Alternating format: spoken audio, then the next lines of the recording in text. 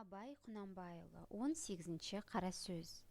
Адам баласына жыртықсыз, кірсіз, сыпайы киініп, һәм ол киімін былғап, былжыратып кимей, таза кимек дұрыс сөз.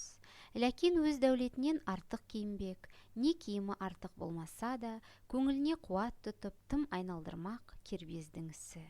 Кербездің екі түрлі қылығы болады.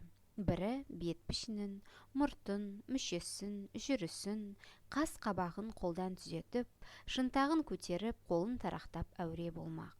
Біреуі атын, киімін айран шерімдеп, солардың арқасында сыпайы, жұғымды жігіт атанбаққа, өзінен ілгерілерге елеулі болып, өз қатарлының ішін күйдіріп, өзінен кейінгілерге әттең, дүние-ай, осылардың атындай ат мініп, киіміндей киім кигеннің не арманы бар екен, дейтұғын болмаққа ойланбақ.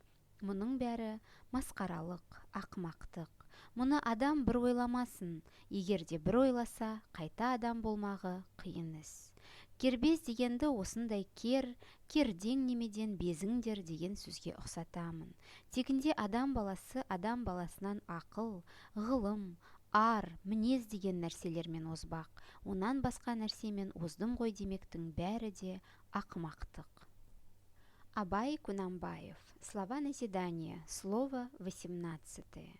Человек должен одеваться скромно, содержать одежду в чистоте, быть опрятным, тратить на одежду больше, чем позволяют средства, обременять себя излишней заботой о внешности могут только щеголи.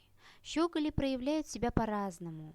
Один холит лицо, лелеет усы и бороду, нежит тело, ступает с важностью, то брови вскинет томно, то пальцами стучит, то локоть в сторону отставит. Другой же подчеркнуто небрежен в своем щегольстве и, стараясь прослыть к тому же простецким парнем, как будто нечаянно обронит вскользь про лучшего скакуна и свои богатые наряды. Мол, ничего особенного. Усердствует, привлекая к себе внимание тех, кто стоит выше него, вызывает зависть в равных себе, а среди низших слывет примером недосягаемой изысканности и роскоши. О нем говорят, о чем можно тужить, имея такого коня и одеваясь, как он. Все это и нелепо, и стыдно.